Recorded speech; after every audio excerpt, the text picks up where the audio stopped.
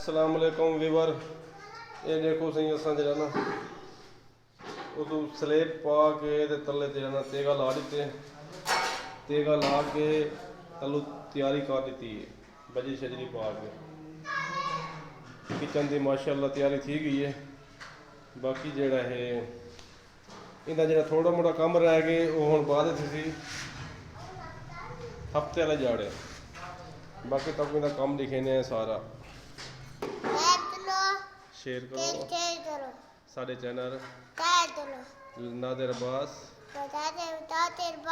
Worker vlog. Like करो share करो साढ़े वीडियो उठा करो साढ़े वीडियो थोड़ी मेहरबानी। लाइक करो शेयर करो। अल्लाह हाफिज। जैद में अपना काम होने कितना पहुंच गए? काम सही तकरीबन कंप्लीट थी गए ते बस में थोड़ा जे में तकरीबन घंटे 2 घंटे का काम रहना पे थे। इंशाअल्लाह वो हफ्ते वाले नहीं करे सो कल जुमा है छुट्टी करे सो इंशाअल्लाह ते बाकी काम इख्तिताम थी है हफ्ते गिनो इंशाअल्लाह जेड़ा एक काम है भाई एक बंदा एक काम करे थी बया बंदा जेड़ा दूसरे काम पे इंशाअल्लाह लगसू वाल हुंदा उते को अपनी के वीडियो ते सारे चैनल को नादिर अब्बास वर्कर व्लॉग को सब्सक्राइब करो इन वीडियो दिखा करो शेयर किया करो लाइक किया करो कमेंट किया करो मेहरबानी उसमें तुम्हारी खातिर वीडियो बड़े इंटरटेनमेंट वास्ते भी ते जेड़ा है वीडियो दिखा करो मेहरबानी किया करो तो बड़ी मेहनत थी है ते अल्लाह खुश रखे। बाकी नादिर भाई भी 2 मिनट बाद ना गपशप ले सकते स्टार्ट। जैद भाई हम अपना काम एंड थे गए इंशाअल्लाह तू काम अपना मुक गए।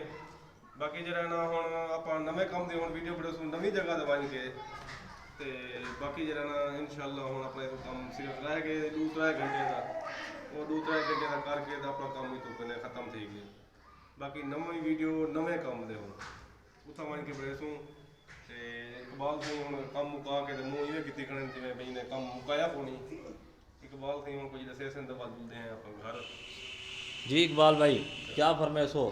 काम हो गया उस्ताद नादर के आके सारे दिवे अल्फाज हैं नवे काम दे नवे वीडियो दे सो कुछ नहीं दे सो का सही चुनाई प्लस्तर भी है गर्मी दी फुल ले और गर्मी दी फुल ते चुनाई दे सो सही इंशाअल्लाह। आओ भी छोटे सब्सक्राइब करो सारे चैनल सारे वीडियो दिखा करो ठीक है सही मियाँ।